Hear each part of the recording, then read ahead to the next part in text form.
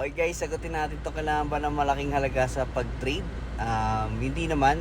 So you can actually deposit for as low as $20 or $30.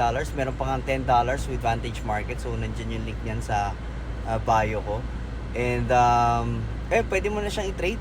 And pinagkaiba lang syempre pag mas malaki yung capital mo, mas malaki yung lot size na pwede mo i-trade, mas malaki yung pwede mong income. Okay?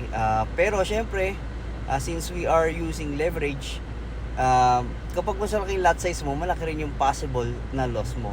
So it all depends on your risk management with your technical and fundamental analysis and your understanding with the market. So it takes effort, skill, and dedication on your part to sustain your income and your capital or your account with forex trading.